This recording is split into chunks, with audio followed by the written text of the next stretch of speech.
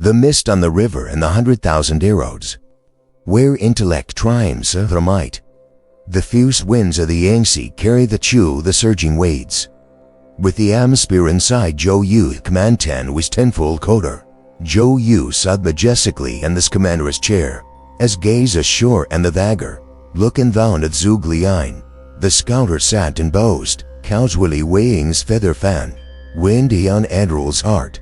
The fire of jealousy smoldered. He knew the talent before him was an intolerable threat. Today was the day to sow this once and for all. In a voice stave laced with killing intent, Zhou Yu asked for an opinion. They sent a weapon for naval engagement against Cao Cao. Zhu Liang smiled, replied without hesitation, on the vast waters. The bow and arrow was supreme. The trap was set. Zhou Yu mod immediately issued a ruthless command. Under the pretext of a severe shortage, he coerced Zhuge Liang into producing 100,000 arrows for the upcoming battle. Fraying has an urgent military command that cannot be refused. 100,000 arrows is a staggering number. Under known conditions, even if all the craftsmen of Easter Wu were today night, it would take a full month. Zhou Yu's demand was a clear depth sins. Failure to meet the deadline meant execution under military law. Yet, Zhu Liang kept a mysterious smile. He asked for the deadline, received the challenging 10 days. The tat out its breath for plea for mercy. But Zhuge Liang's response stunned everything. He argued that since the A's approaching, 10 days was too long. He promised to deliver the arrows under 3 days. Astonished and disbelieved, Zhou Yu watched as Zhuge Liang voluntarily signed a formal military pledge, a contract of life and death. Zhou Yu rejoiced inwardly, thinking Zhuge Liang had walked to his own trap. Immediately after the meeting, Zhou Yu secretly ordered a strike among the craftsmen and cut off supply of bamboo, wood, feathers, and glue, severing every path to survival for his rival. Seeing this, the honest and righteous Liu Su visited Zhuge Liang in a state of great anxiety. Zhuge Liang looked at him with keen eyes and requested only one thing, not wood or craftsmen, but 20 light woods, each with 30 skilled sailors, draped in black cloth and lined with over 1,000 bundles of straw on each side. The condition was absolute secrecy. If Zhou Yu found out, the plane would vanish like smoke. The Liu Su was baffled. He prepared the boats in secret out of respect and a desire to save a brilliant man. Time slowed to a suffocating crawl. On the first day, spies reported no attack from Zhuge Liang. On the second, the silence continued. He merely drank wine, enjoyed the scenery. Zhou Yu grew more confident, certain that Zhuge Liang reside his execution. But the silence accompanying was the terrifying stillness of the rider with fragrant storm. On the third night, as the world slept and a thick mist descended, Zhuge Liang secretly invited Liu Su onto a boat. A groggy Liu Su asked where they were going in the dead of night. Zhu Liang fanned himself in light to collect arrows. The 20 boats, tethered by long ropes, silently departed toward the north bank, the formidable naval camp of Cao Cao. That night, the fog on the Yangtze was so dense that one could not see a face a few paces away. The world was a vast, milky sea, blurring the line between sky and water. As they neared the enemy camp, Zhu Liang ordered the boats to be lined up facing west. Then, he commanded his soldiers to beat war drums and shout a unison. The thunderous drumming and echo and crash tore through south night. A terrified Liu Su during pain, fearing sly, bid Zhu Liang calmly poured wine, had reassured his friend, and as fought. The suspicious South will never risk sending his fleet out. He will only defend with arrows. Zhu Liang's calculations were exact to the enemy's heartbeat. Inside Cao Cao's camp, hearing the earth-shaking drums, the soldiers panicked. Cao Cao rushed to the observation deck, seeing nothing but a wide abyss. As a cautious and suspicious veteran 100 bouts, he read the enemy with even the thought to lure into an ambush. He strictly forbade his fleet from sailing and instead ordered tens of thousands of archers to the shore to fire blindly toward the noise. In an instant, arrows hissed for the air like heavy rain, thumping into the straw buttons of the drifting boats. The straw acted as perfect toads. As Zhuge Liang and Liu Su sat drinking, the sound of arrows in the boats with like rain and thatch roof, a scene both perilously tense and strangely poetic. Su, one side of the boats was bristling with arrows, the weight causing them to lean. Zhuge Liang calmly ordered the boats to turn around, exposing the other side to the barrage. South-south, fearing a surprise attack, continued the relentless volley, unknowingly acting as the free supplier for his enemy. As dawn broke and the fog thinned, Zhuge Liang estimated they had well over 100,000 arrows. He ordered the retreat. The 20 boats, heavy with their bristling cargo, blinded back toward the south bank. Before leaving, the soldiers shouted in unison, "Our thanks to Chancellor South for the gift of arrows." The cry reached south-south years. As the mist cleared, he saw the straw boats sailing away, covered in his own arrows. He struck his table in a fit of regret, knowing he had been outplayed. But the boats were light, the current was in their favor, and pursuit was few. At the riverbank, Zhou Yu paced like a caged tiger, executioners stood ready, blade unsheathed. The order was clear. As Zhuge Liang returned empty-handed, he would face military law. No excuses, no mercy. But the fee emerged from the mist and docked. The scene struck Zhou Yu in his jangles dung.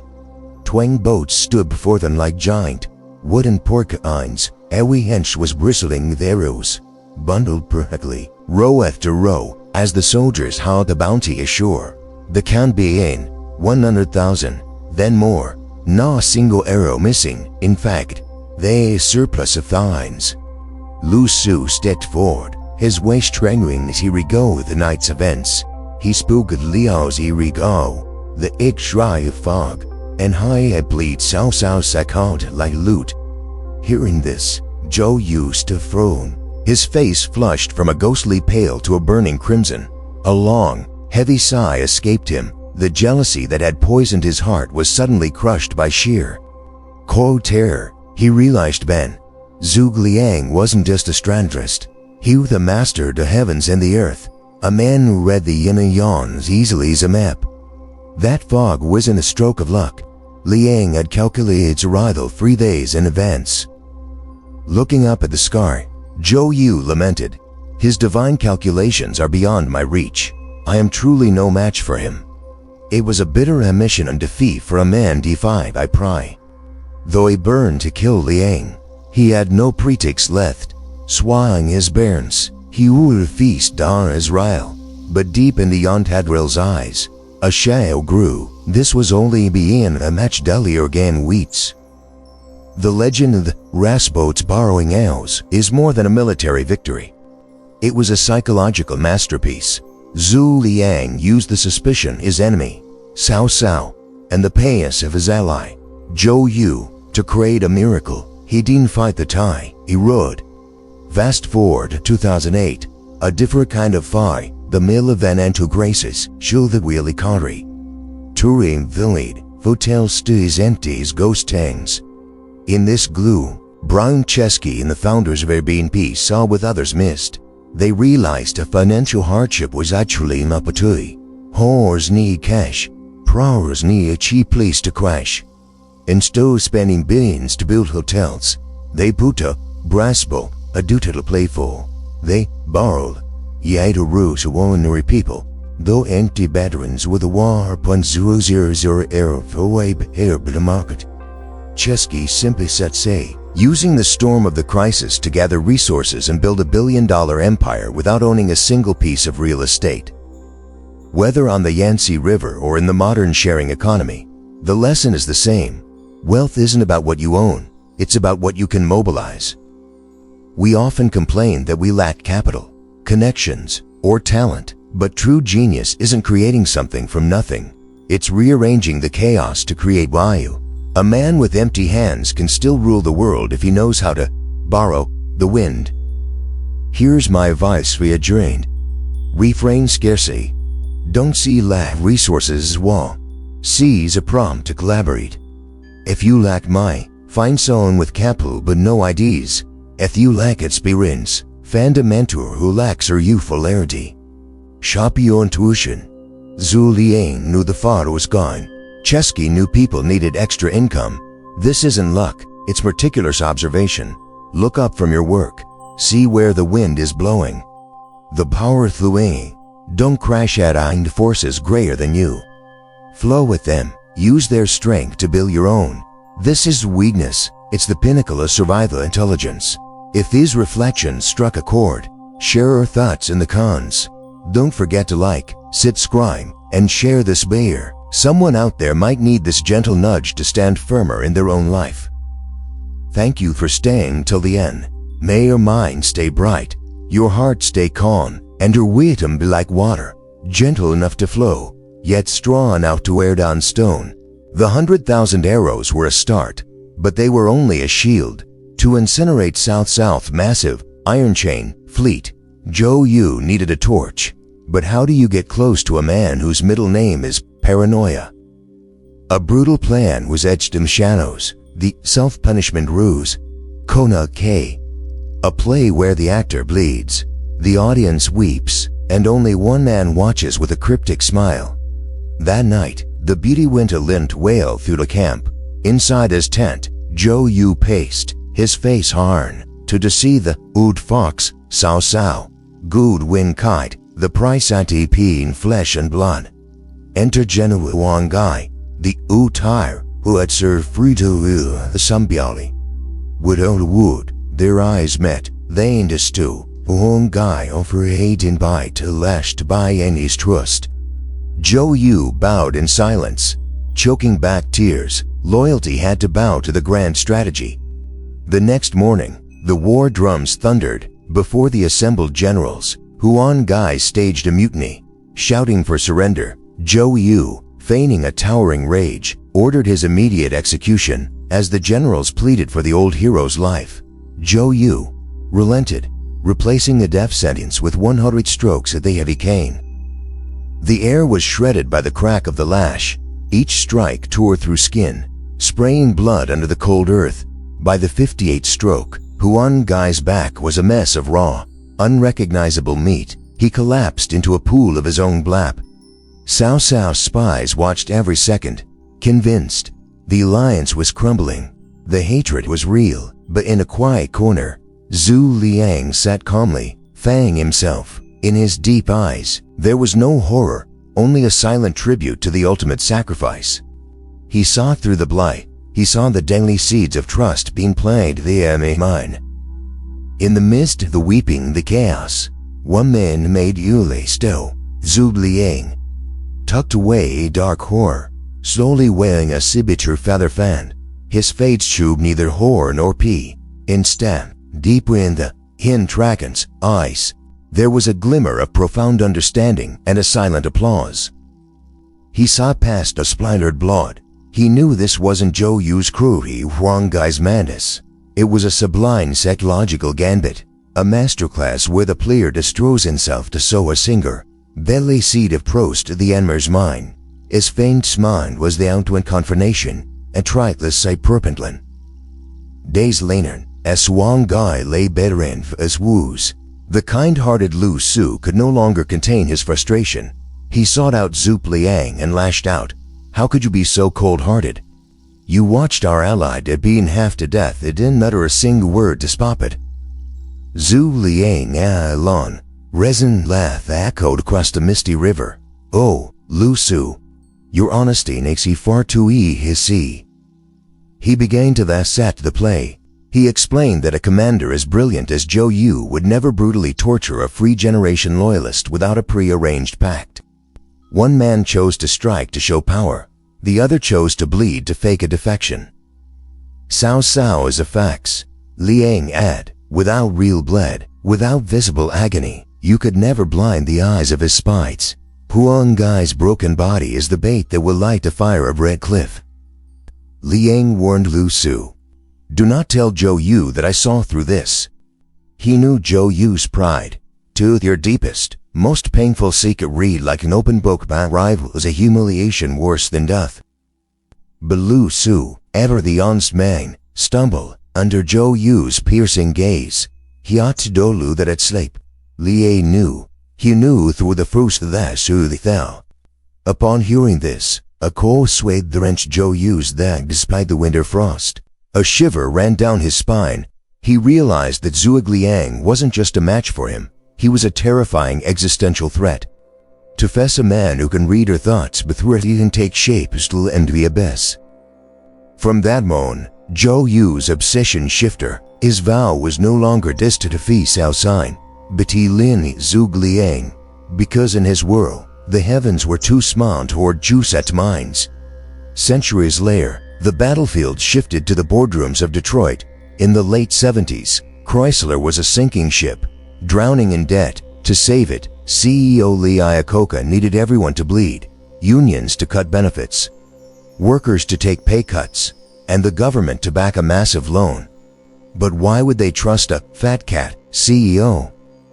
Iacocca performed a modern Konatke. He slashed his own salary to exactly $1 a year. It wasn't a PR stunt, it was a painful personal commitment. His message was definite. I'm bleeding with you. The company's survival is worth more than my want. This self-inflicted wound convinced Congress and the unions. They fell into the fire because he was the first one to get burned. Chrysler didn't survive, it thrived. There is a pitiful irony in life. People doubt sweet words, but they always believe in pain. South fell for the trap because he believed no one would be crazy enough to destroy their own body unless it was the truth.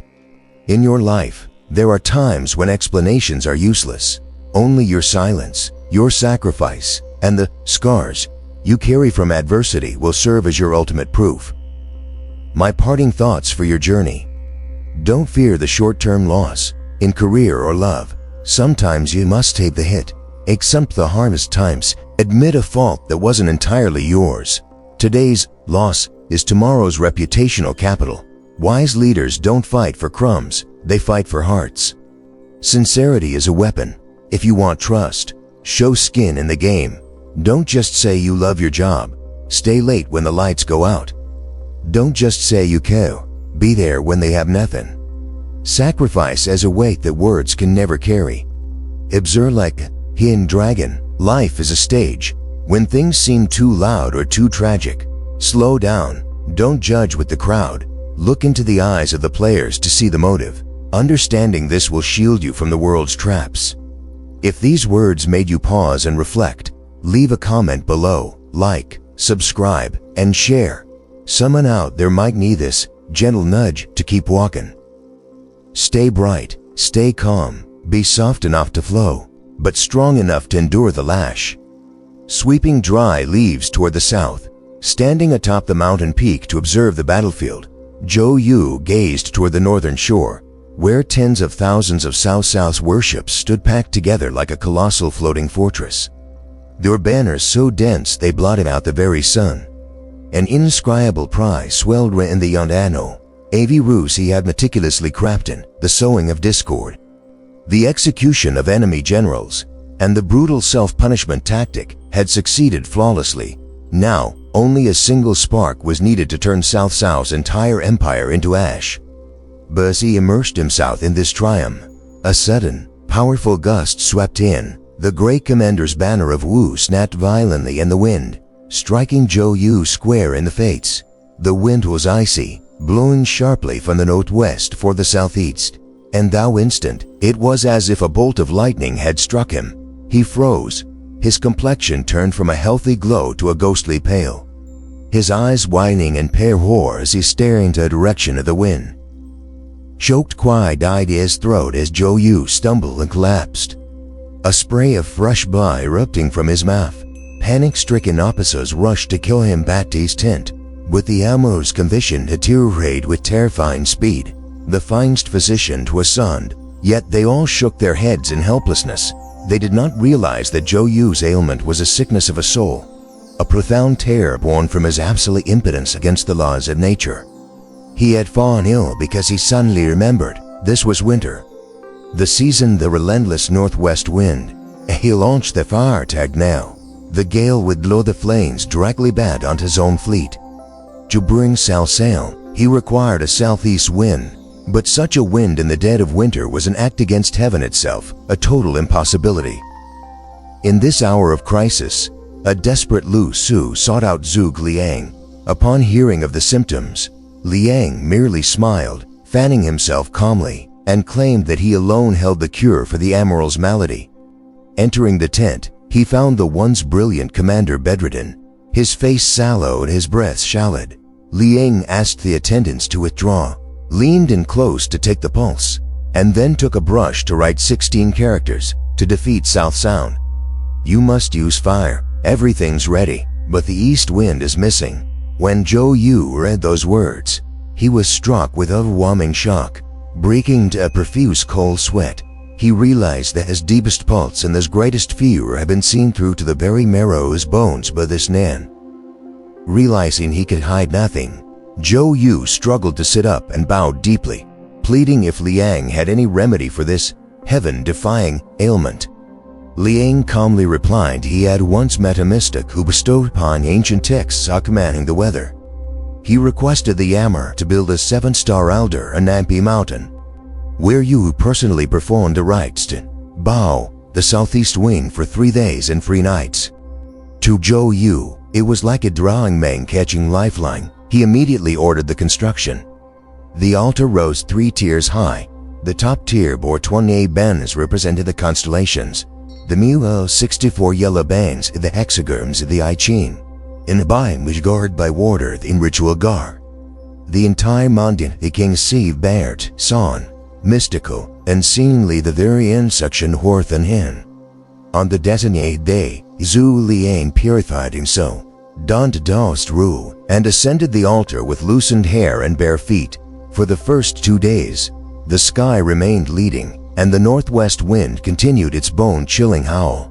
Inside his tent, Zhou Yu was consumed by anxiety, constantly sending messengers to check the wind. But at the 3rd watch of the 3rd night, just as all hope seemed to vanish, a strange rustling began in the trees. The previously limbed banners suddenly snapped taut, surging toward the northwest. A warm current of air from the southeast swept in, dissolving the winter chill. The east wind had arrived. It grew stronger by the second, sending the waves of the Yangtze crashing thunderously against the hulls of the ships. If the story of the 7-star altar is a testament to meticulous preparation for an opportunity, then in the modern tech world, the journey of Jensen Huang and NVIDIA is its most vivid barely. Nearly 2 decades ago, Huang made a daring gamble, quietly investing billions to build a parallel computing platform called CUDA. At the time, Wall Street investors viewed this as absurdly as if Zhuge Liang were building an order to pray for wind under a clear sky, a vague and wasteful misuse of resources. Yet, Huang lay steadfast upon his own 7-star order, fueled by conviction that humanity's demand for data processing would eventually explode. Then, the destined east wind of artificial intelligence finally roared to life. As the global craze for large language models erupted, the world suddenly realized that only NVIDIA's infrastructure possessed the power to carry this massive burden. Jensen Huang did not create the AI way himself, but he was the only one who had already prepared rolling sacks to catch the rally when the rain wabatu or down. We often only see the broad radiance once the east wind have risen, but few understand the profound loneliness of the man standing upon the altar during the days the wind refused to blow. Those endless nights facing the terrifying silence of the heavens. Torn between ironclad faith and vague, haunting fears. My advice to you is this: sign preparations never in vain. Do not worry about when the wind will return. Worry instead about whittier sails of stone at the given terrain when it is. Train yourself to look far beyond immediate gains and focus on building an unshakable inner strength. When you possess an earth character or not, even if the wind of opportunity rise late, you will be the one to embrace it most fully. Continue to sow and nurture with a stay heart. For though spring may be late, it has never found its apartment in the world. May it gain a bright spirit, a tranquil heart, and enough wisdom to be soft without being weak, and firm while remaining full of humanity. The southeast wind had just risen, fanning the flames of hope for Sun Lu lines, but simultaneously ignited dark fire jealousy in Zhou Yu's heart. Amidst the cheers of the troops preparing for the fire attack, the sinister plot was quietly set in motion. To Zhou Yu, Zhuge Liang was no longer a spectacle strategist, he reels a moral threat, a dragonhead. If light returned to his Mandan, would surely return to devour Eastern Wu. A breathless pursuit unfolded at this pivotal moment in history, where the boundary between life and death was determined by a single beat of thought, fast or slow. That night, the southeast wind held, scattering the ashes from the incense burners and violently whipping the signal flags atop Napping Mountain. Inside the Singtulka Mountain, Zhou Yu had just regained consciousness after coughing up blood. His face remained pale, but his eyes blazed with murderous intent. He stood and walked to the tent's entrance, letting the icy wind blast against him as he looked toward the seven-star altar, where torches star flickered in the darkness. The wind shrieked in his ears like the mocking laughter of fate, reminding him that Zhuge Liang's very existence was the most painful denial of his own genes. That thought acted like a poem blessing seeping the Isu, making Zhou Yu forget his illness. He immediately summoned his trusted generals, Ding Feng and Xu Sheng.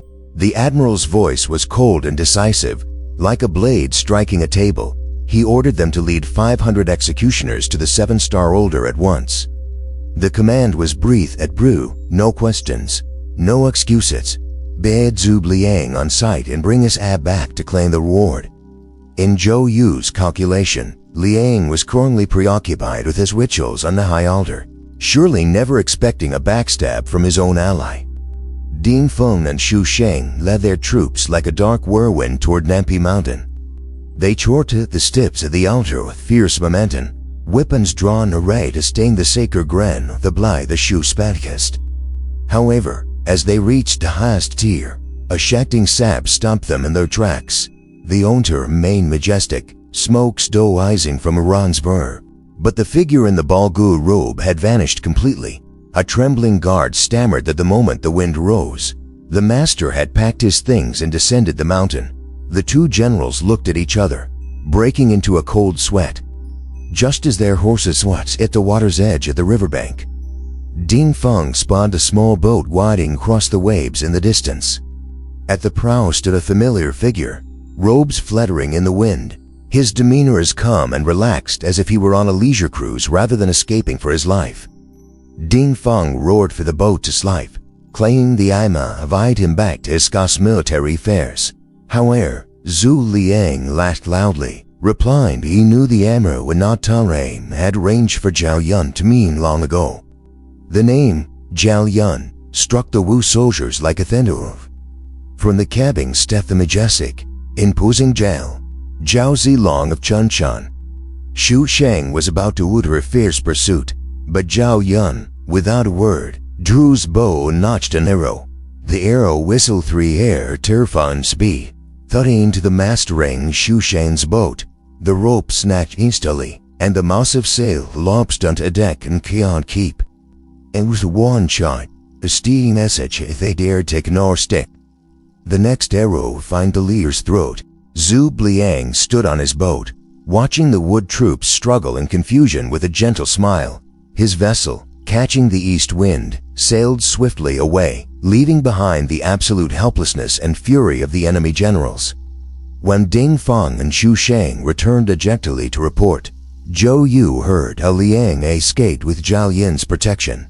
He let out a pained roar and collapsed into his chair. He slammed his fist onto the table until he bled, looking up at the sky in lamentation.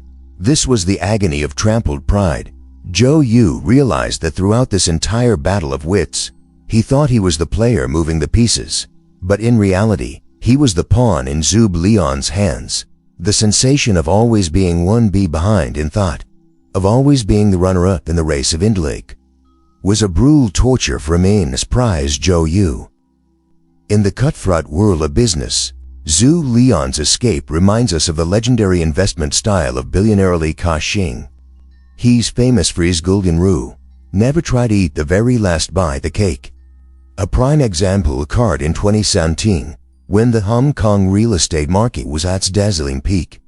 Like Liang sensing the hidden killing intent behind these ruin, Li Ka-shing quietly sold off the majority of his assets in the world's most expensive heist to withdraw his capital. At the time, the public mocked him, saying he was too old and had lost his edge.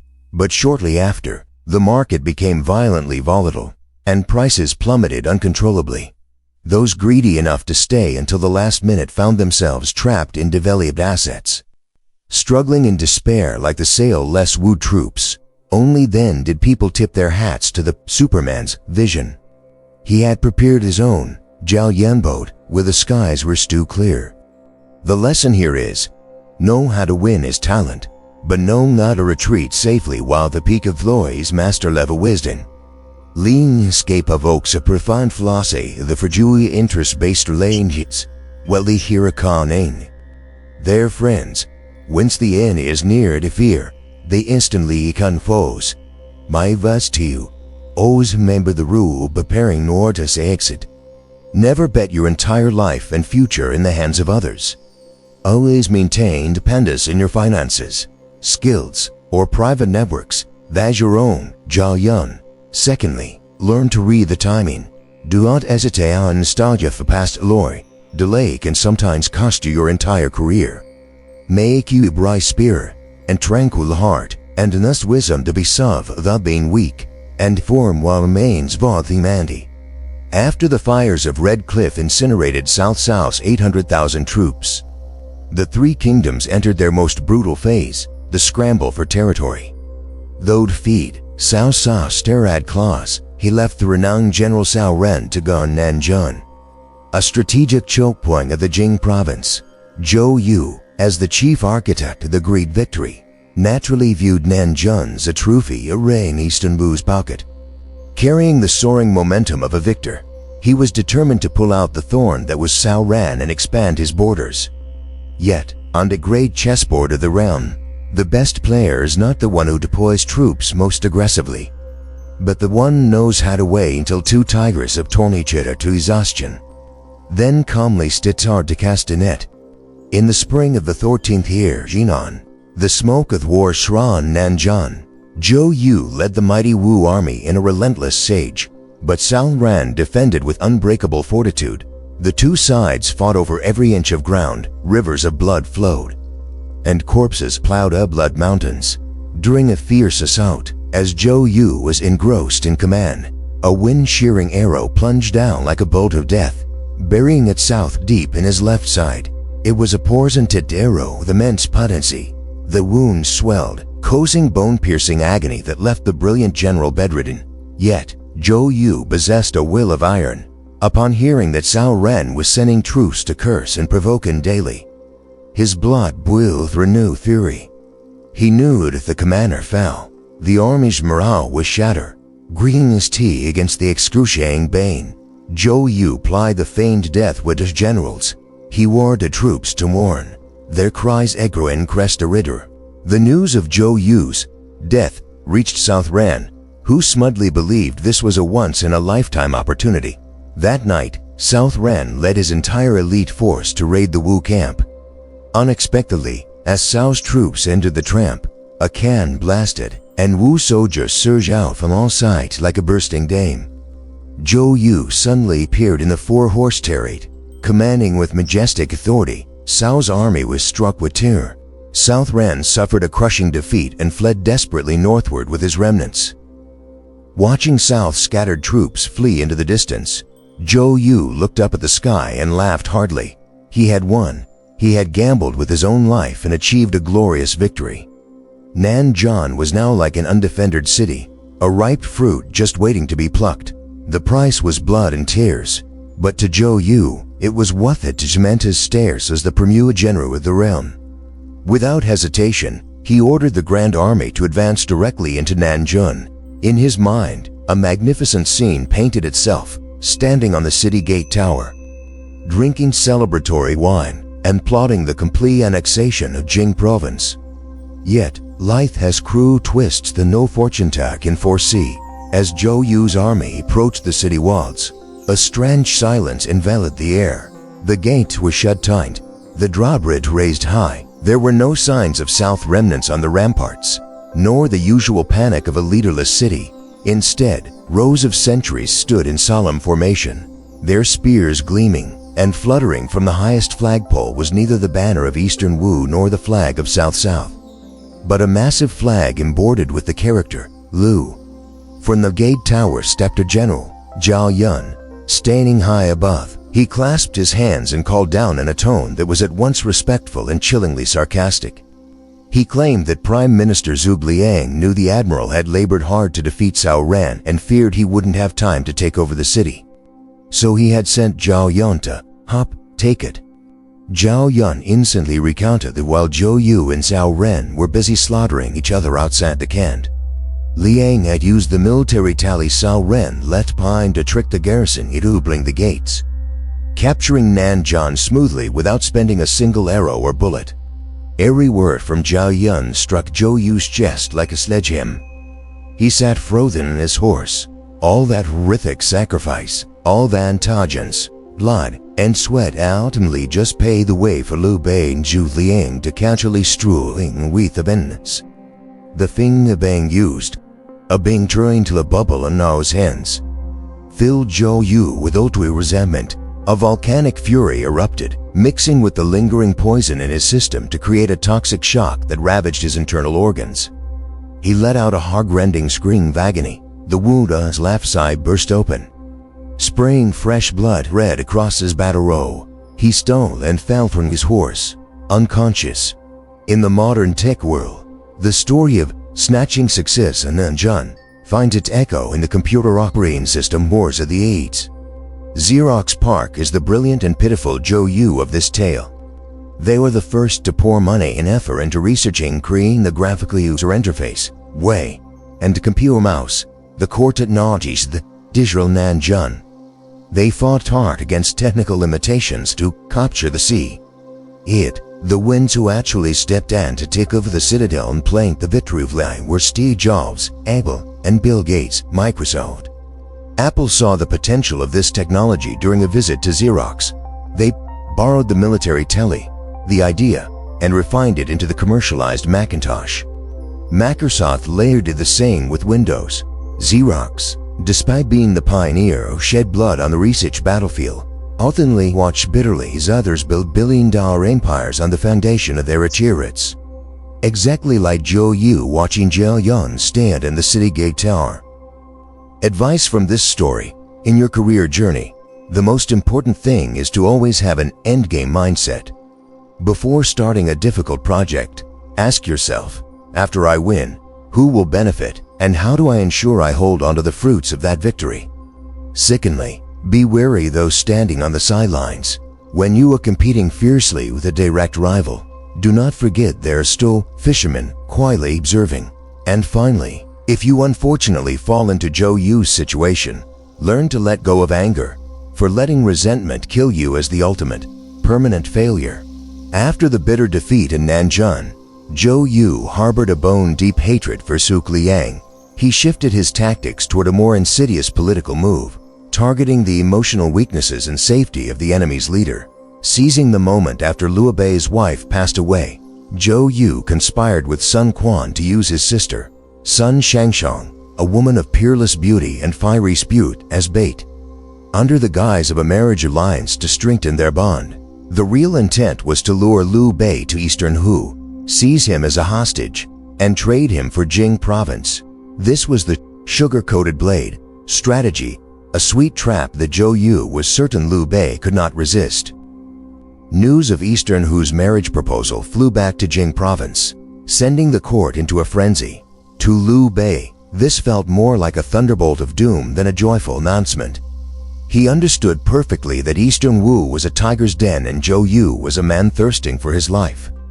To go was certain death, to stay was a grave insult that would fracture the anti-Cao alliance.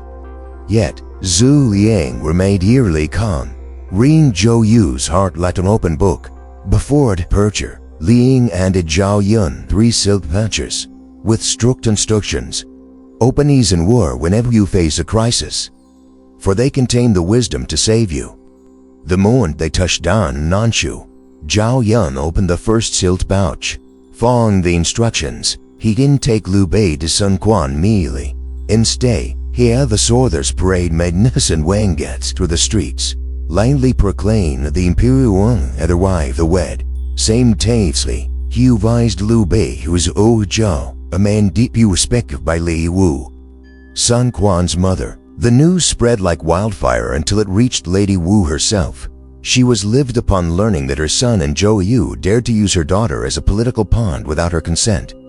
In the pouts, she scolded Sun Quan relentlessly, demanding an end to this cowardly assassination plot. Terrified, Sun Quan was forced to arrange a viewing at Ganlu Temple. There, Sun Quan hid assassins behind curtains, their blades thrumming with lethal intent. However, Liu Bei, with his humble demeanor, the noble air of a future emperor, and his eloquent speech, won Lady Wu's heart instantly.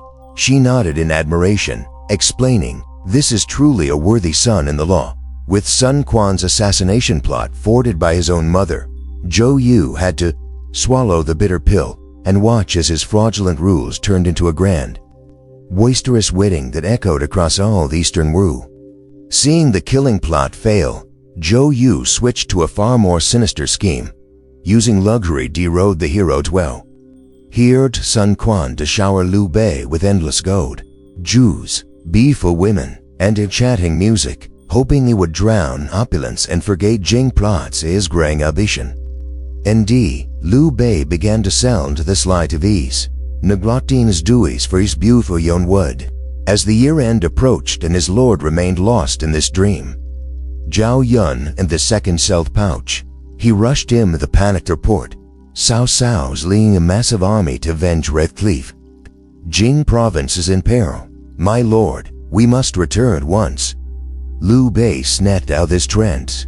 Overwhelmed Lashrin, he hurried to Lang's son, confessing his deep fears to his reign. Sun Shengshan, ever the heroine, vowed that the wife follows her husband and agreed to flee Jing province. In a man defying her brother, under the pretext offering sacrifices at the riverbank, they secretly slid down Nanshu. A fairy Sun Quan smashed the inkstone, dispatched 10 wood Panjan where Li Trud pursued. Meanwhile, Zhou Yu stationed Xu Sheng Ding Fan to block every path, with pursuers clothing in from behind, a vast rear blocking the front. Liu Bei's life hung by a single thread. At this critical moment, Zhao Yun opened a third sub-pouch. Liu Bei healing up before Lei Sun's carrot. Weeping, he revealed the truth. The entire merit is a whole ruse by Zhou Yu to take a hostage. Sun Shengshang Trung, Wraith being treated like a pawn. When the Wu drilled head, she pulled back the cred, unleashed a blistering scolding, threatened Asaki Daon who dared block her path. The terrifying reputation of the Wu princess struck fear into the soldiers. They stood aside and let them pass. As they reached the river path, a fleet bearing Zhuge Liang's banner was already weighing. Liang had calculated the exact moment of their arrival. As the boat reached midstream and Zhou Yu's army lined the banks, Zhu Liang ordered his soldiers to chant in unison. Zhou Yu's brilliant plan to sound the run. He lost the lady and his soldiers too. Every word was like a poisoned dagger to Zhou Yu's heart. He realized that the scheme he had painstakingly crafted, costing a fortune and gambling the very honor of the Wu royalty, had ended as a laughingstock for the world. Not only was Liu Bei alive, but he had legally wed the laurel's sister, forging an unbreakable alliance. Consumed by fury, Zhou Yu let out a horrific scream, spat out fresh blood, and collapsed unconscious from his hurts. In today's high-level human resource management, Zhou Yu's beauty trap is the ancient version of the golden handcuffs strategy. Large corporations often use extravagant perks like mansions, supercards, and massive bonuses to retain talent.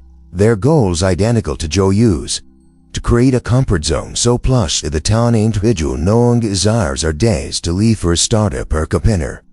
Many modern-day Liu Beis find themselves drowned in luxury, slowly losing their fighting spirit, become merely a passive cog in a massive corporate machine. This story proved the fundamental truth. The greatest challenge is often not hardship, but comfort. Adversity stimulates the survival instinct, while prosperity loves the will to find. Mind Vashtriu, Luleski, Zhao Yan, lie your side. A mentor dares to tell you the hard truths when you are intoxicated by glory. Secondly, always maintain an exit strategy and a backup plan. And finally, remember that pleasure is merely a pit stop, not the destination. Do not let immediate comforts blur the long-term vision you carved out during your darkest days. Tasting the bitter dregs of the field, beauty trap, which cost Eastern Wu both the prestigious Lady Sun Shangshang and a heavy toll of soldiers. Zhou Yu returned to Saitang. The wound in his heart bled far more profusely in the physical gash on his side. The mocking chant, "He lost a lady, soldiers too," rang incessantly in his ears, robbing the great Abu's sleep hunger as he burned through revenge. In the depths of his cold fury, Zhou Yu's sharp intellect flickered with a final, lethal spark. He decided to unleash his ultimate masterstroke. One bastard, ruse, a scheme to destroy an ally under the pretext of helping them. This was Zhou Yu's gambit, a desperate push to mobilize every ounce of his military mettle made to race Liu Bei and Zhuge Liang from the match to river. The spring breeze rippling across Lake Poyon could not dispel the chilling aura of death inside Zhou Yu's command tent. Ling bent, his face gaunt for nuance yet his eyes blazing with calculation. He penned a letter to Liu Bei. The words were profoundly stirring. Gaunt, Zhou Yu claimed the eastern Ru cannot bear to see the imperial uncle confined to the quaint lands of Jing province. He vowed to lead the entire Wu army to seize western Zhuan on Liu Bei's behalf, providing him a realm to build his empire. In return, Wu asked only for passage for Jing province and modest supplies for their horses. This was, in truth, a sinister revival. The ancient, borrowing the road to destroy Guan strategy from the spring on Imperi. In Jing province, Liu Bei was visibly overjoyed upon receiving Lear, believing Zhou Yu had finally set aside old grudges to help expand his borders. However, in stark contrast to his lord's elation, Zhuge Liang read the missive and erupted into a long, hearty laugh. The sound echoed through the hall. Liu everum Wu. Liang then dissected the plot of the voice as sharp as a blade through stone. Zhou Yu is not so benevolent. He is newly reenacting the old trendly the Jin state virulent path through you to annihilate Guan. If we swing our gates wide for their eye, do you truly believe they will keep marching? Or will they turn their spears and thrust them directly into our hearts? Hearing his strategist's analysis, a cold sweat blew over Liu Bei as he realized he had nearly invited the tiger at his own home. He frantically asked for a counter-strategy. Zhuge Liang fanned himself, his eyes gleamed the broiling insight. If Zhou Yu wishes to plan play, we shall build the statorium. However, the end of this drawer will not be the what he anticipates. He whispered the intricate details of the plan into Liu Bei's ear and immediately dispatched his generals to set an ambush, casting a colossal net for a prey that was already walking into it. Upon receiving Liu Bei's affirmative reply, Zhou Yu was elated, believing his trap had sprung. He mustered 30,000 elite troops and marched toward Jing province with thunderous momentum. The Wu forces marched to Lanninsby and soon reached the borders of Jing province. From afar, the city stood majestic and imposing with banners fluttering. Yet something was eerily wrong. The gates were bolted shut. There were no officials or civilians to greet them. The silence was bone-chilling. Suspicion crept into Zhou Yu's heart, and he sent a messenger to hail the gate. Suddenly, Zhuge Liang appeared on the ramparts in shimmering silver armor, his voice booming like a bronze bell. "Admiral, where are you leading such a formidable host?" Zhou Yu suppressed his irritation and replied, "We march to seize western Chuan for the imperial uncle. Open the gates at once for our passage and the promised supplies." Zhuge Liang corrupted into laughter. "Prime Minister Zhuge Liang saw through your rules long ago. If you truly intended to strike western Chuan, you would have taken the river route. Why demand a land passage through Jing province? Furthermore, my lord Liu Bei is a man of virtue. He cannot bear to seize the lands of his kinsmen. Liu Zhan, he has declared that if pushed too hard, he would rather retire his farm than commit such injustice. Therefore, Admiral, I suggest you turn back." Zhao Yan's words hit Zhou Yu like a faceless sounding war. He realized his heir strandy of instinct and friend of his entire eye. Shame and fury stripped Zhou Yu his reason, and he ordered an immediate assault on the city. But the moment the command left his lips, a signal flare shattered the sky, and war drums thundered from all four directions. On the left, Guan Yu surged forth. On the right, Zhang Fei on his black stallion let out a roar that shook the very forest. From the rear, Huang Zhang and Wei Yan cleared the circle. The Wu soldiers, mentally unprepared for real battle, fell into a state of total panic, trampling one another in their flight.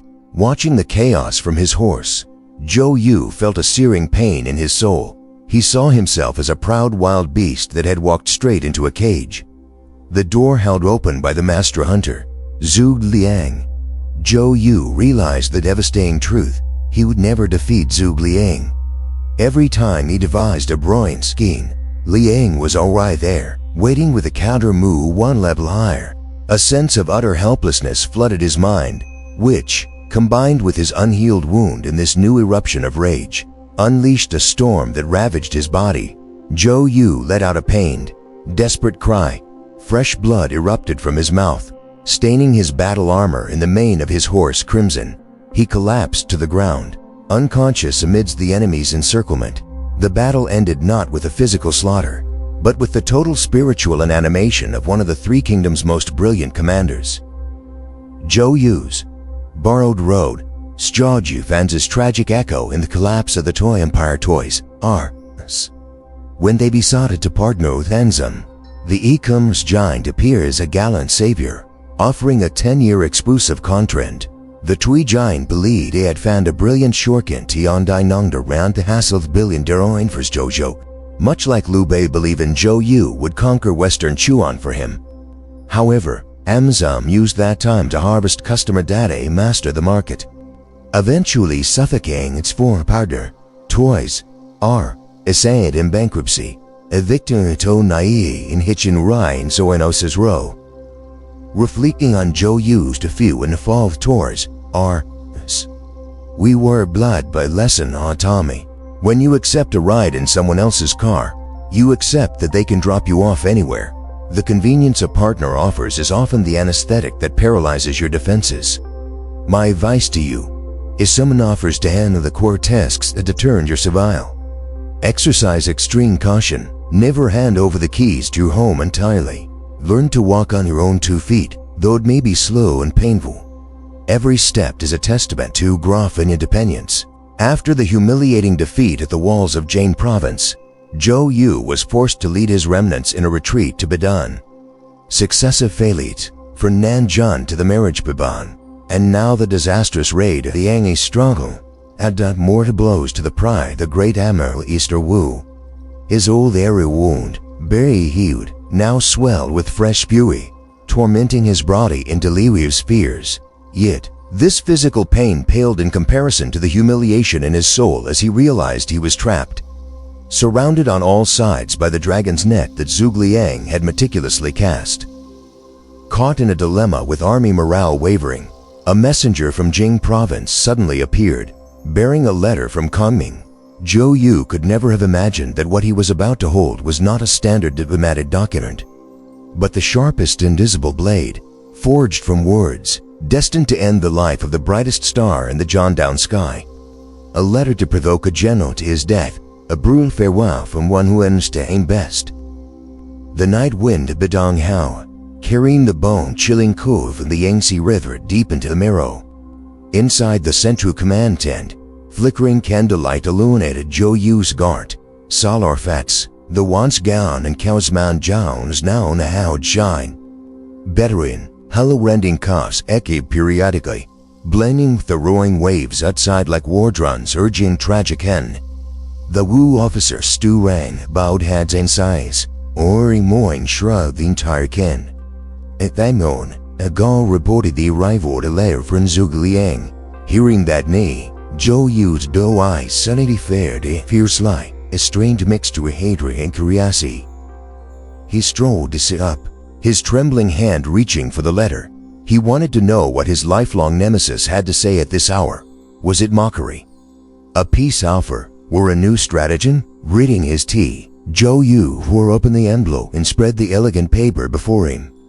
The calligraphy, like flying dragons and dancing phoenixes, appeared sharp and cold, like poisoned arrows. The letter began not with crude insults, but with a humble tone dripping with deep sarcasm. Kaming wrote that since parting at Saitang, he always remembered the admiral's bearing, and hearing that the admiral wished to raise an army to take western Shuan for Lord Liu Bei, he was deeply grateful. However, Kaming generally reminded him of the ancient saying, to achieve great things, one must know one's own strength. Western Shuan has treacherous roads, high mountains, and deep chasms. The Shu people are valiant warriors. It is not a place easily traversed like the plains of Jiangnan. Reading this, Zhou Yu felt a tightness begin in his chest, but the following lines were the truly brutal psychological attack. Zhuge Liang dissected Zhou Yu's strategic airs with irrefutable logic. He wrote that although Cao's defeat Red Cliff, he stone had claws and watched day-night revenge. Now, Anmu, for the sake of the personal grudge, you commit your entire military force to strike distant western Shuan, leaving the eastern Wu rear defenseless. If South seizes this opportunity to send his army south and launch a surprise attack on Jiangdong, even if you grew wings, Anmu, you could not fly back in time to save it. At that point, you would not only be a crown to Lord Sun Quan, an eternal sinner to the people of Jiangdong. Liang further mocked, asking how Zhou Yu, reputed as a peerless talent, could fail to see such elementary logic, or if jealousy had blinded him into acting like a madman. Every word in the letter was a sharp knife slicing into the cracks of Zhou Yu's soul, laying bare the naked truth he had deliberately ignored. Zhou Yu read on, his hands shaking violently, breath coming in short gasps, cold sweat pouring off him. But Kaming was not Fitch. The end of the letter was the true killing blow. Liang wrote that he had long known the admiral did not truly wish to attack western Shuan but intended to use the borrowing the road ruse to harm Imperial Uncle Liu. That scheme, though cunning, was too unbees, like a child showing up before a master carpenter, making you laughingstock to awe under heaven. Now, the Shu army has cast an inskeal net in all four sides of Jin province. Admiral, you cannot advance, nor can you retreat. Your supplies are exhausted, your army's morale shattered. Have you not walked into a trap of your own making? Finally, Liang graciously advised Zhou Yu to return home and recover, to stop stubbornly fighting for things that did not belong to him, lest he lose his life in a foreign limb and waste a lifetime heroism. Reading the final line, Zhou Yu felt the earth crumble beneath his feet. The towering pride of a great admiral who had never known defeat to anyone but Kaming was now ruthlessly trampled. He realized that all his calculations, all his effort, all his sacrifice were, in Zhuge Liang's eyes, merely clumsy clawing. Helplessness, shame, and resentment murdered a firestorm that scorched his soul. Zhou Yu let out a horrific roar. The scream tore through Saoi night, containing all the tragic theory of a brilliant but ill-fated life. The pent-up rage exploded, shattering his body's last defenses. The arrow wound on his left side ripped open, spraying fresh blood that soaked the letter in his hand and stained the brocade quilt. Zhou Yu collapsed onto the bed, unconscious in the pool blood. Panic-stricken officers rushed in, their cries of grief echoing through the heavens. Waking one last time with shallow breath, Zhou Yu looked up at the tent ceiling, his eyes glazed yet still filled with lingering hatred. He knew his fate was sealed, his life star about to fade. He summoned his trusted generals, arranged his affairs, and recommended Louis Su to take command. In his dying moments, the image of Zhuge Liang with his enigmatic smile and waving feather fan flickered before his eyes. Summoning his last ounce of strength, Zhou Yu looked to the heavens, lamented, "O heaven, since you gave birth to you, why did you also give birth to Liang?" That cry, piercing the blue sky, was not just a complaint against fate but the most painful acknowledgement of a rival he could never surpass in his lifetime. Having spent him, Zhou Yu breathed his last, at the age of 36. In today's economic era, Zhuge Liang's lair could be likened to the investigative reports of famous short sellers like Hindamu Research. Look at the shocking cases of Adani Grip, India, or Nikola Motor. At the peak of their glory, they suddenly received a public letter from Hindenburg, This report used no weapons but sharp financial data to meticulously analyze Guan's loopholes, accounting fraud, and inflate valuations. Every point or pour were like one of Kami's daggers, laying bare the naked truth. Immediately unleash the stock prices visca lowered pod, vaporizing tens of billions of dollars and shattering the leaders' reputations. Many CEOs had to resign or face legal action and frustration and helplessness. Not unlike Zhou Yu, Copland bled through the brutal truth. After reading Zhuge Liang's fatal, provocative letter, the flame of Zhou Yu's life flickered weakly in the wind. A surge of intense resentment caused his old wounds to erupt, pushing the legendary Grand Admiral into his final moments.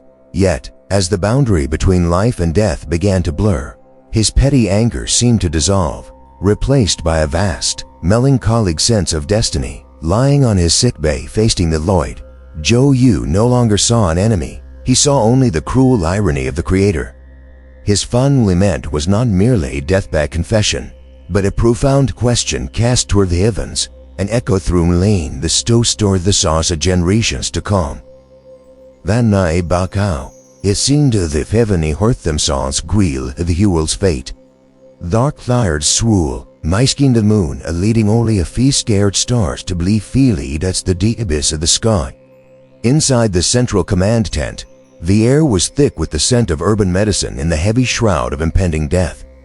Zhou Yu lay there, his body wasted, his complexion sallow as withered leaf and laid on, a far cry from the elegant, charismatic, and heroic man who once played the zir to the enchantment of May, and who had once wielded the sword to lead armies in the insinuation of Cao Cao's fleet. His breath was shawled and fragmented. Every inhalation sent a sharp pang through his chest like 1,000 needles. In his flickering delirium, the memories of a glorious life rushed back like a slow-motion film. He saw himself and Sun Ce, his soulmate and twin brother, riding together across the plains, unsheathing their swords to carp out Perong Zhongdong when they were both handsome youths filled with ambition. He recalled their oaths to build an tower together in the golden days when the name, Master Zhou, echoed throughout the land. Hailed as a rare and peerless genius, yet that magnificent stream of memories was suddenly seared by the appearance of fear and dust row. Fang so with feathers, a smile throughout ein and fang dip, Zhuge Liang. Zhu Yu Austensu, with he through, not at all, through the master of military study, and expert in innate warfare, a connoisseur in music, and possessed a keen eye for talent. Without his decisiveness at the world-shaking Battle of Red Cliff, would Zhongdong even exist, or have been crushed under Cao Cao's cavalry? He was the brightest gem in the sun sky, the sturdiest pillar of the House of Sun. Yet, the ultimate tragedy for this gem's the appearance of the dying even more bright and sharp. He realized with agonizing clarity throughout his military career, every step, every calculation he made seemed to have been anticipated by Zhuge Liang. From the borrowing of arrows and wind to the struggle for Nanjing and Jing province, he was always the runner-up, forever the one reacting. Zhou Yu tried to push himself up, but his hay body no longer obeyed his will. He signaled for his generals to retreat, wanting to face himself along in these fallow moans. The night wind gusted, causing the candle to flicker in Constantin's lawn, crooked shodden and distinct proverb in lonely decay, and the deeps of his soul.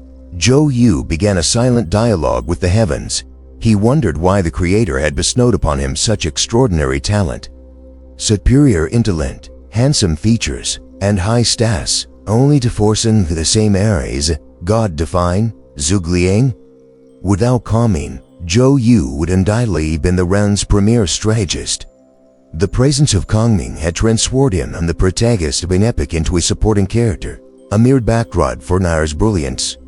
He recalled the skirmishes, the times he had meticulously plotted every detail, believing his net was inescapable, only for Kongming to generally wave his fan, smile, and say a few words that sent all his efforts down the drain.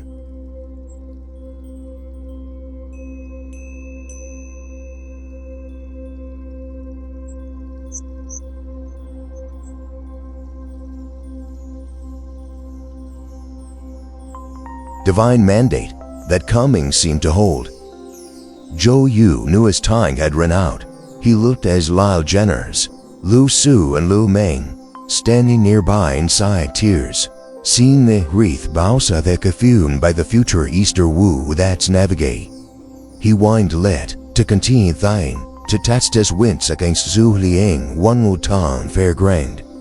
But alas, heaven's decree was said, how could Yuan's strength resist? His vision began to dim, leaving only the vast night sky and its cold stars staring down indifferently. He felt like a meteor streaking across the sky, burning brilliantly for a moment before fading into the void, while the moon of calming remained radiant, shining forever. The resentment suppressed for years suddenly surged in his throat, choking off any flowery words. Zhou Yu wanted to scream, to reproach the heavens for their injustice, but his strength was spent. Gathering every remaining ounce of vitality, he looked up and uttered a heart-wrenching lament that encapsulated the entire tragedy of his brilliant but ill-fated life. O heaven, since you gave birth to Yu, why do you also give birth to Liang? As those words left his lips, a string of fresh blood erupted from his mouth, ending the turmoil in the Grand Amour. So, this was not necessarily a curse against Zhuge Liang, but a reproach to a mocking creator. While led two tigers share one forest, while led two dragons roam the same sea. Zhou Yu's lament finds a profound echo in the story of composer Antonio Salieri and the genius Wolfgang Amadeus Mozart. Salieri was a talented and highly respected court composer in Europe, but tragedy struck when Mozart appeared, a genius whose muses seemed written by the hand of God itself. Salieri, like Zhou Yu, was talented enough to recognize Mozart's greatness, yet not gifted enough to surpass it. He was tormented. While God bestowed divine talent upon a vulgar man like Mozart, while giving Salieri just enough ability to recognize his own mediocrity, this story serves as a cautionary tale for modern competition. When you are not standing fashion, but there is always a genius knocking your past to the number one spot. Zhou Yu's life teaches us a painful philosophy. The greatest tragedy is not inferiority, but comparison. It was the act of weighing his own value against another that killed him. We often use other success as a yardstick for our unhappiness, breeding inferiority and resentment even when our lives are actually quite good. My advice to you, accept that it will always be someone better than you in this world. Do not strive to be a second-rate version of someone else. Strive to be the first-rate version of yourself. The happiest person to reach the finish line is not the one who won every race, but the one maintained a tranquil soul with the wins or losses the word. The leading star of Jiandong has flickered out, leaving behind a vast void and a searing hatred in the hearts of the Eastern Wu officers. To them, Zhou Yu's death was directly caused by the provocative leers or relentless pressure from Zhuge Liang. Thus, the new calming, personally joining the furor was views more weeping as victims grade, a living placation to the grief of us left behind. And, within that Liu tiger's den, Zhuge Liang delivered the greatest performance of his life. Without using blades or underhanded schemes, he used tears and a particularly calculated sincerity to flip the chessboard, turning a moment of vengeance into one of profound psychological mastery. The news of Zhou Yu's passing plunged all the Eastern Wu into a sea mourning white. At the funeral house stylished in Baco, the wails of grief shoot the hands, blending with the turning waves of the Yangtze as if demanding a blood debt. Trusted generals like Lu Su, Lu Meng, and Guan Yu stew with bloodshot eyes, their hands white-knuckled upon their sword hilts. To them, the ultimate enemy was no one who saw Song, but Zhuge Liang. They swore before the Yandros-Kansky have coming dare and show his face. They would ante into 100 pieces as offering to their blood-leer soul. The atmosphere was as volatile as a powder keg, needing only a single spark to ignite. Yet, Zhuge Liang ride no lights. He came in a single small boat with only a few tents and Zhao Yun as his bodyguard. As the boat docked, the Wu generals lied the path, radiating lethal intent. Their blades gleamed as they stared at coming the Howder to devour and lag. But Zhuge Liang neated an air effortless cabar, walking calmly through that forest of spears and swords. He was clad in stark funeral white, his head bound in mourning hemp, his face edged with profound sorrow, showing neither a trace of fear nor the smugness of a victor. Entering the hall, before the casket of a man he had considered his greatest rival, Zhuge Liang suddenly froze. He stood in silence for a long moment before collapsing to his knees, his tears falling like rain. This was no polite, social weeping. He sobbed uncontrollably, his voice thick with a grief that seemed to spring from his very soul. As if he had lost a soulmate, he ordered the offerings to be presented and personally read the eulogy.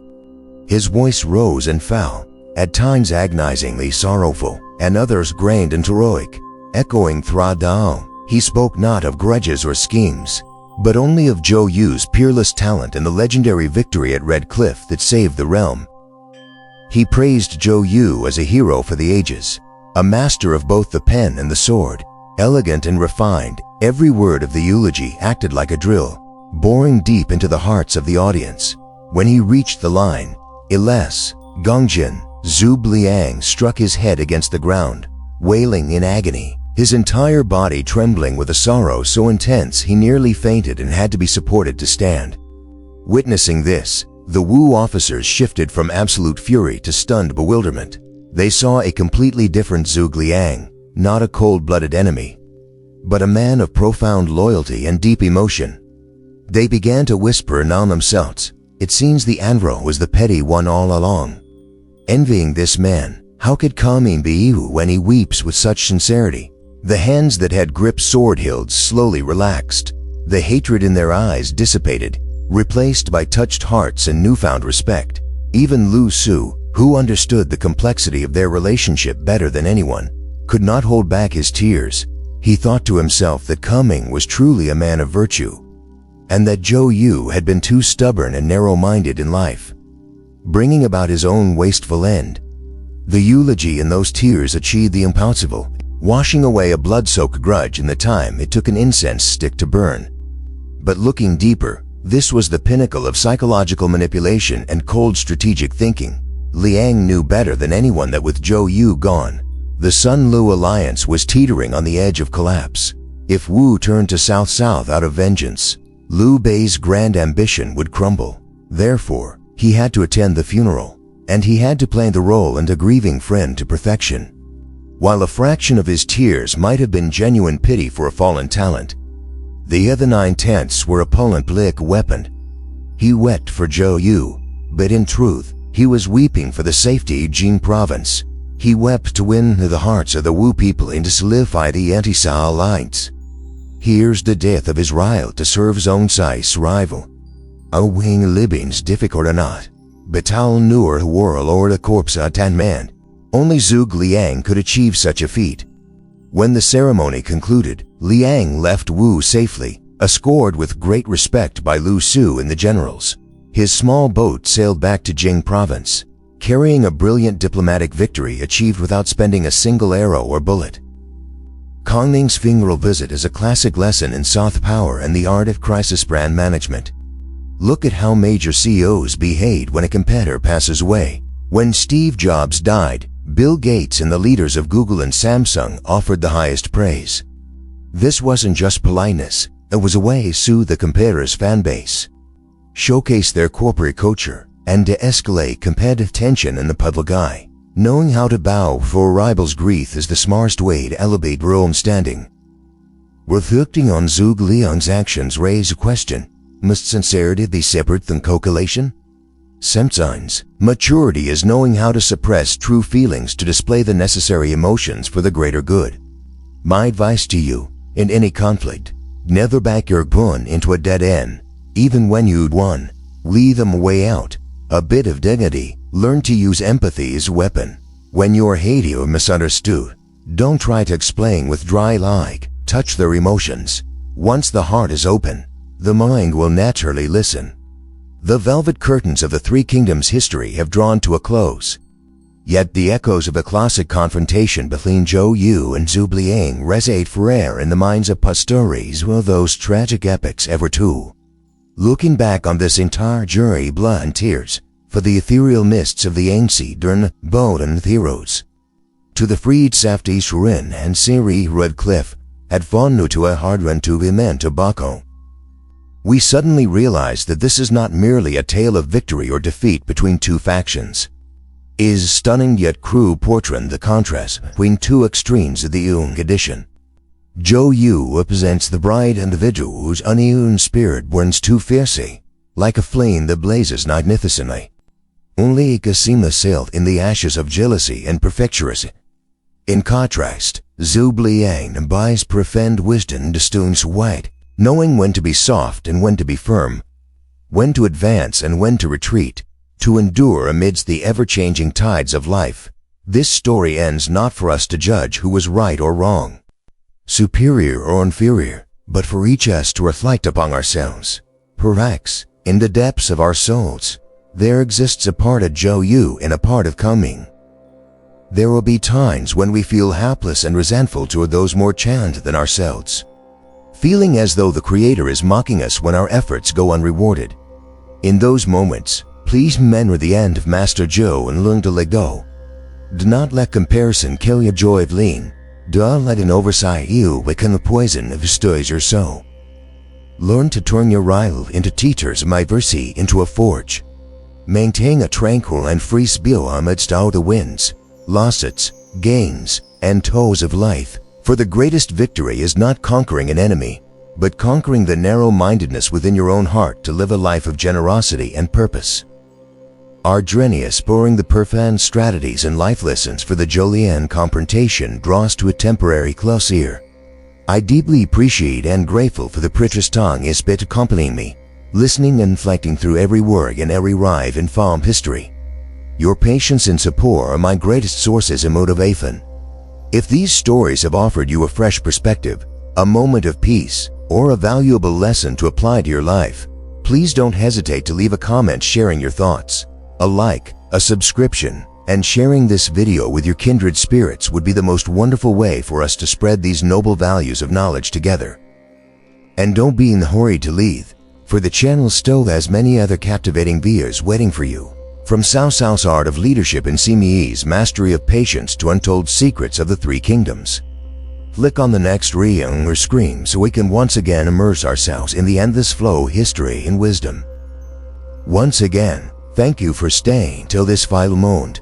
May you always keep a cool head of Zhuge Liang and the passionate heart of Zhou Yu.